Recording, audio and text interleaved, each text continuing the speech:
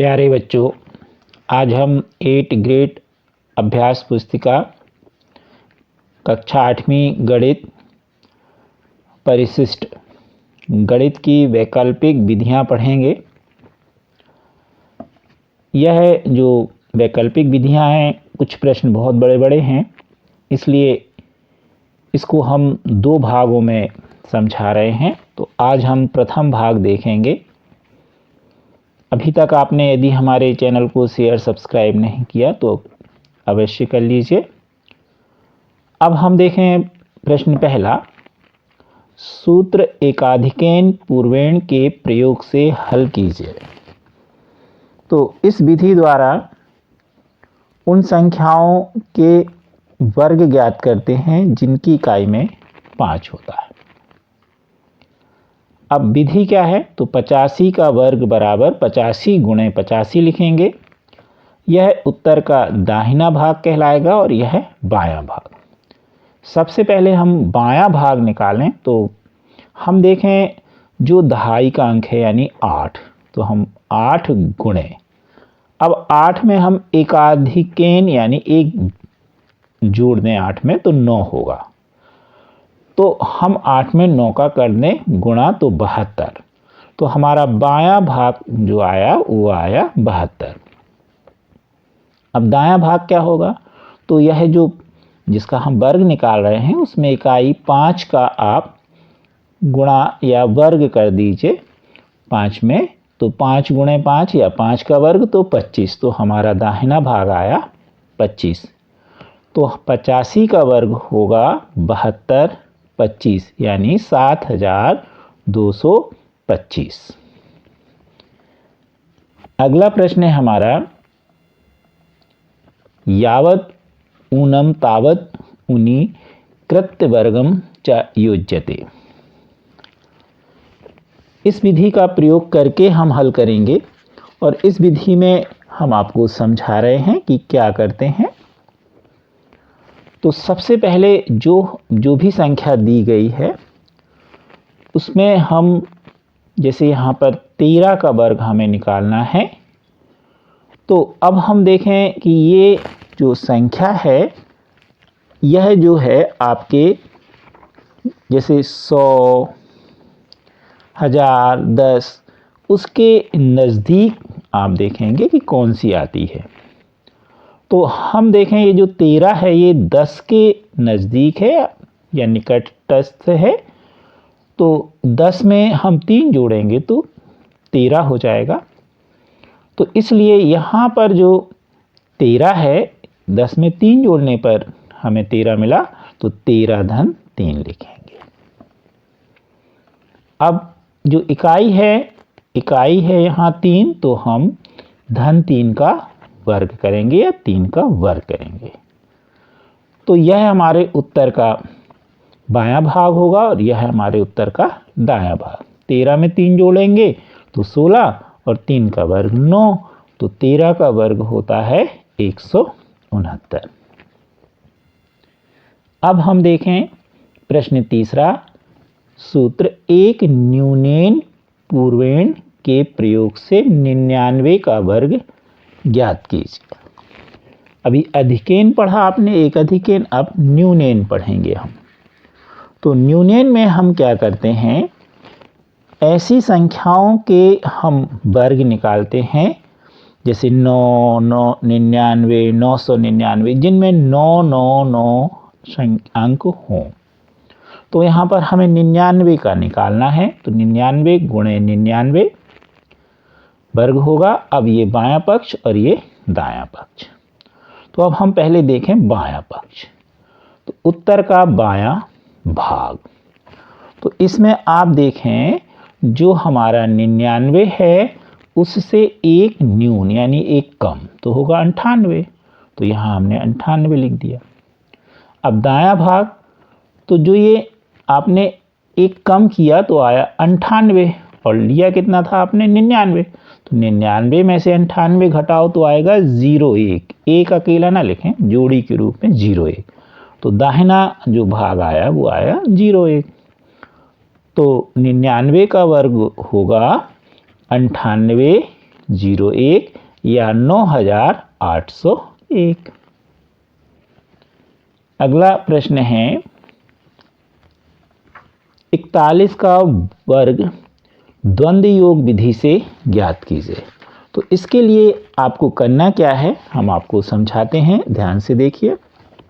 द्वंद्व योग विधि में हम इसके चरण बनाएंगे और चरण कैसे लेंगे, जिस संख्या का हमें वर्ग निकालना है उसकी दाहिनी ओर से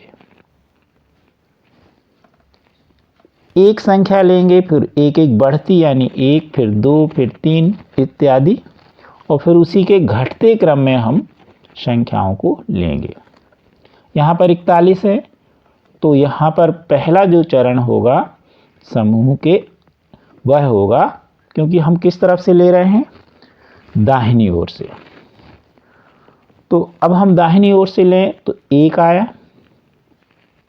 अब 1 अंक वाला समूह लिया, अब 2 लें तो आएगा 41, अब फिर घटें तो अब क्या आ जाएगा 4। तो इसके 3 समूह बने, 1, 41 और 4।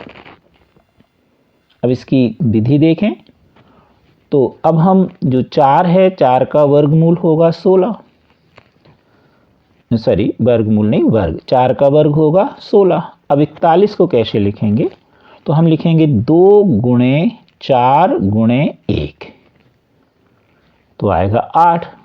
अब जो तीसरा समूह हमारा 1 था, 1 का वर्ग हुआ 1, तो 41 का जो वर्ग होगा वह होगा, क्योंकि हमें मिला 16 तो 16 यहाँ लिख देंगे, 8 यहाँ लिख देंगे और एक इकाई के स्थान पर, तो होगा 1681 या 1681। अगला प्रश्न है 289 का वर्गमूल निकालिए विलोकनम विधि से। इसमें हम विधि आपकी पुस्तक में दी गई है जो हम आपको समझा रहे हैं, और आप उसके अनुसार आप उसको हल करते जाइएगा। अब जैसे हमें यहाँ निकालना है 289 का विलोकनम विधि से वर्गमूल, तो इसके लिए हम क्या करेंगे, अब इसमें सबसे पहले हम देखेंगे कि जो 13 और 17 के बीच ऐसी संख्या जिसमें इकाई में 5 हो तो वह है 15। अब जो 15 का वर्ग है वह है 225, तो यहाँ पर जो वर्ग होगा वह होगा 289, क्योंकि संख्या जो है 225 से बड़ी है। तो इस स्थिति में हम उत्तर लेंगे 17। अब यहाँ पर 289 के हमने 2 उत्तर छाटे थे, 13 या 17। कैसे छाटे, तो इसमें हम देखें 9, वर्गमूल 9। तो अब 9 का अगर हम देखें तो 9 का वर्गमूल होगा 3,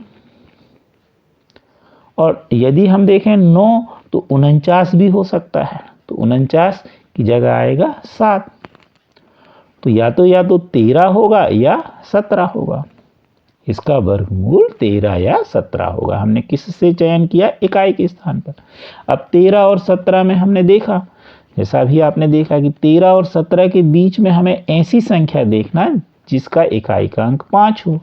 तो 13 और 17 में इकाई का अंक किसके बीच में है, 15 में, और 15 का क्या है 225। तो अभी आपने देखा कि 225 का जो 15 का वर्ग, और हमें यहाँ पर क्या है 289, तो 225 क्या है, कम है, तो 15 से ज़्यादा यानी 17, इसलिए इसका उत्तर 17 होगा।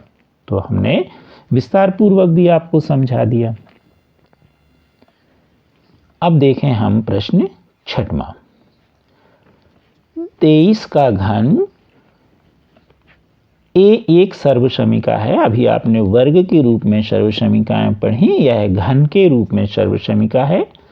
a धन b का पूर्ण घन बराबर a घन धन 3a वर्ग b धन 3ab वर्ग धन b वर्ग। तो यहाँ पर हमें इस सर्वसमीका को लगा के और किसका निकालना है, 23 का घन। तो 23 को हमने लिखा 20 धन 3, और 3 की घात लगा दी, घन लगा दी। अब यहाँ से अगर हम तुलना करें तो a का मान मिला 20, b का मान मिला 3। जगह कम है इसलिए हमने तुलना करके नहीं लिखा, अब बता तो दिया हमने। अब इसके हम दाहिने पक्ष में a का मान 20 रख दें तो 20 का घन धन 3 ज्यों का त्यों, a का वर्ग यानी 20 का वर्ग, b का मान 3 था तो कोष्ठक में 3 लिख दें। इसी तरह धन 3 a की जगह 20 और b वर्ग की जगह 3 का वर्ग धन b पर 3 की घात या b का घन तो कितना हो गया 3 का घन। अब आप सावधानी से हल कर लीजिए। 20 का घन, जब भी दाहिनी तरफ से शून्य हो तो शून्य को छिपा लीजिए तो आपके पास बचा 2 का घन होता है 8, आपको याद होगा। अब यहाँ पर एक जीरो है तो जितने जीरो घन का मतलब होता है उतने तिगुने, मान लीजिए 1 शून्य तो 3 का गुणा होगा तो 3 शून्य हो जाएंगे, 2 शून्य हो तो 3 दूनी 6 शून्य हो जाते, 3 शून्य होते तो 3 तिरका 9 शून्य, तो ये घन। इसी तरह वर्ग में होता है तो 3 शून्य हमने यहाँ लगा दिए, यानी 20 का घन होगा 8000 सीधे सीधे। 9 यहाँ पर हम देखें तो ये जो आपका 3 में 3 में गुणा हो गया तो 3 का 3 में तो 9 हो गया, और 20 का वर्ग इसी तरह है, 2 का वर्ग 4, 1 शून्य है, 2 की घात है तो 2 शून्य लग जाएंगे, 2 एकम 2, 1 शून्य था तो 2 एकम 2, 2 शून्य लग गए। एक सामान्य विधि है, जितने घात हो दाहिनी तरफ से उतने शून्य लेके आप कर सकते हैं। कई सवाल आप करिएगा, आपको उत्तर समझ में आ जाएगा। अब यहाँ 3 का गुणा 20 में किया तो 60 और 3 का वर्ग 9 धन 3 का घन आपको याद है 27, और हल कर लीजिए। 8000 ज्यों करते हो, 9 का 400 गुणा तो 3600, 60 का गुणा 9 में तो 540 और 27 ज्यों का त्यों। अब इन सबको आप जोड़ लीजिए तो आपके पास आया 12167, तो 23 का घन आपको मिल गया। प्रश्न 7 ना 345 का वर्ग द्वंद्व योग विधि से ज्ञात कीजिए। ऐसा सवाल हम आपको पहले करा चुके हैं द्वंद्व योग वाला। 345 के हम पहले अंकों का समूह बनाएंगे, एक अंक 2 अंक बढ़ते क्रम में फिर घटते क्रम में। एक अंक का होगा 5, 2 अंक का 45, 3 अंक का 345, घटते क्रम में 2 अंक का 34, 1 अंक का 3। टोटल समूह बन गए 5, 1 2 3 4 5। अब द्वंद्व योग से 5 का वर्ग लिख देंगे। 45 को कैसे लिखेंगे, 2 गुणे 4 गुणे 5। अब 345 को कैसे लिखेंगे, 2 गुणे 3 गुणे 5 धन, जो बीच में संख्या लिखी हो 4 अंक, उसको हम वर्ग कर देंगे तो धन 4 का वर्ग। 34 को कैसे लिखेंगे, 2 गुणे 3 गुणे 4, 3 को कैसे लिखेंगे, 3 का वर्ग। अब देखें हम तो 5 का वर्ग 25, 25 की 5, हाथ की आई 2। अब अगला देखें, 5 के 20, 20 दूनी 40, 40 और 2 42, 42 की 2, हाथ की आई 4।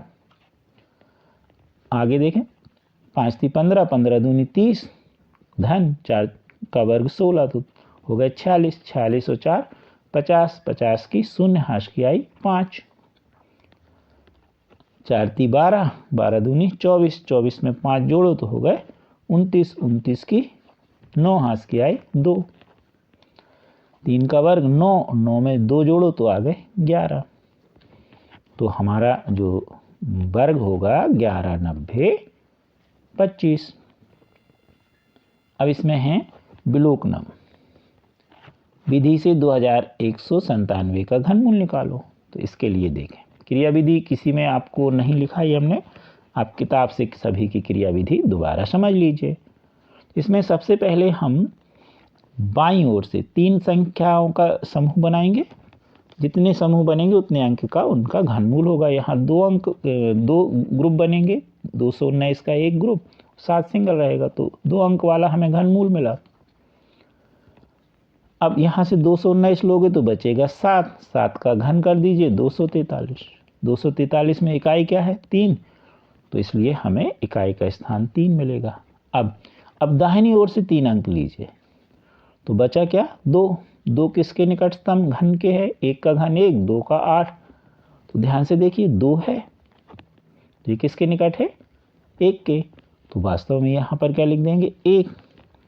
तो इस प्रकार 2197 का घनमूल आएगा 13। तो ये सभी जो विधियां हैं ये नियम पर आधारित हैं, जैसे हमने समझाया, साथ ही आपको पुस्तक में भी दी गई है। तो आप पुस्तक से देख के और कम से कम 2-2 सवाल जरूर कर लीजिए वीडियो को भी समझते हुए, तब ये सवाल आपसे बनेंगे। Thank you.